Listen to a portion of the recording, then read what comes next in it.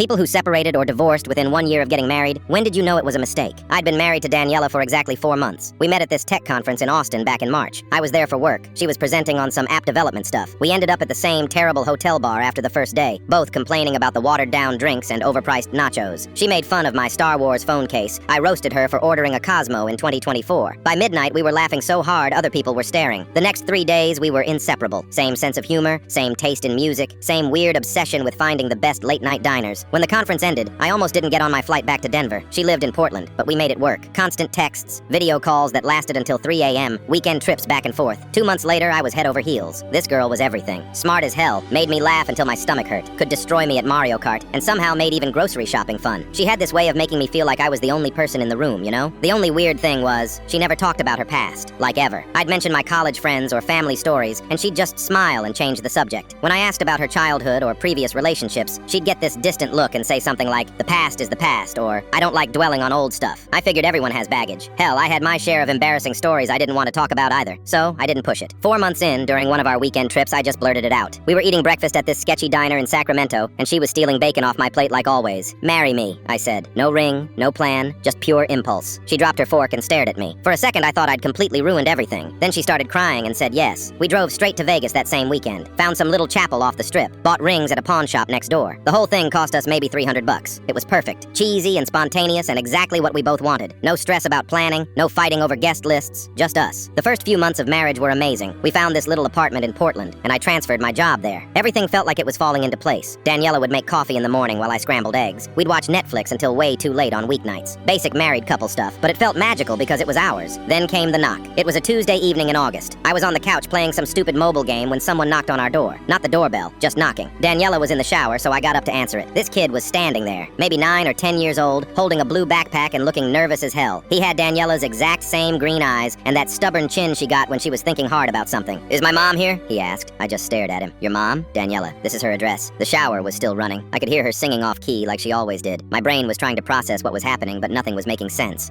What's your name?" I managed. "Evan. Who are you?" Before I could answer, Daniela came around the corner in her bathrobe, hair still wet. She saw the kid and went completely white, like ghost white. "Evan," she whispered. The kid dropped his backpack and ran to her. "Mom, Dad got arrested. Mrs. Chang said I had to come stay with you." I'm standing there in my own living room feeling like I'm in some alternate universe. My wife is hugging this kid I've never seen before, and they're both crying, and I have no clue what's happening. That night, after Evan fell asleep on our couch, Daniela finally told me everything. She'd had Evan when she was 21 with some guy named Blake who turned out to be a complete mess. Drugs, arrests, the whole thing. She'd lost custody when Evan was 3 because she was going through her own rough patch back then. Blake cleaned up, got custody, and for the past 6 years, Daniela had only seen Evan during supervised visits once a month.